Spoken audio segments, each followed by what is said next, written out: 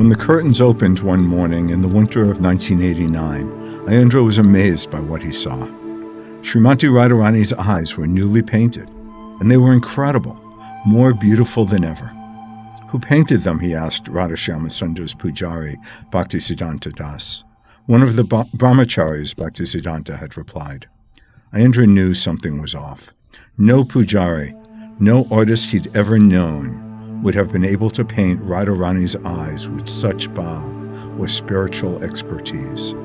No way, he challenged. Who painted them? Bhaktisiddhanta held fast. He wouldn't identify the source of the transformation. But when Aindra kept asking, Bhaktisiddhanta finally revealed the secret.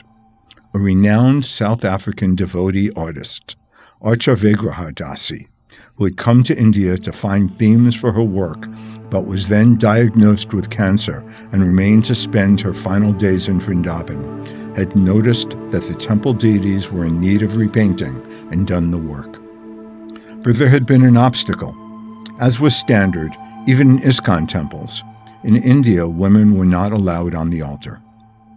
But Bhaktisiddhanta, who had created the bronze bas-relief panels in Srila Prabhupada's Samadhi Mandir and was himself an accomplished artist, classically trained in Europe and America and a successful commercial artist in New York, had felt that the deities deserved Arca Vigraha's talents and come up with a plan. I'll arrange for you to do this service, he had told her, but you have to do it in complete secrecy. Indians especially, but also other pujaris and many devotees would have disapproved of a woman doing the service. I'll leave the key to the deity room on the ledge above the door. Don't use it any earlier than 10 p.m.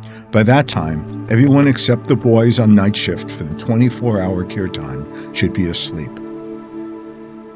How will I get in without them noticing, she had asked. They sit so near the door. I don't know, he said. That's a challenge. A little after 10, Arca Vigraha had been hovering around the door to the altar, waiting for an opportunity, when Aindra had suddenly appeared beside her. Do you need something, Mataji? He had asked. No, thank you, she replied, and left the temple side door. A little while later, the electricity had gone out.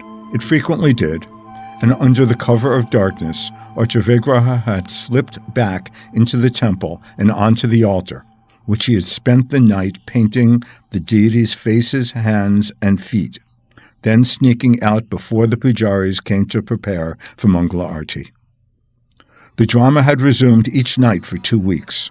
On the final night, Arca Vigraha had painted Srimati Radharani's eyes. Where is she? Aindra demanded. Prabhu, calm down. Where is she? He persisted. If you don't tell me, I'll find out from someone else. And, learning that Arca Vigraha was staying in the guest house, he rushed over. When Aindra knocked on Arca Vigraha's door, he heard a faint, "Come in," and entered. Arca Vigraha was lying in bed, visibly weak and ill. Aindra went straight to her feet and touched them with respect. How did you do it? He asked. Do what? She replied. How did you paint Radharani's eyes like that? I don't know, she said. I just painted what I was inspired to paint. How do you know what Radharani's eyes look like? I don't know what they look like. I just painted them by inspiration. You painted them exactly as I envisioned them every day in my own meditations.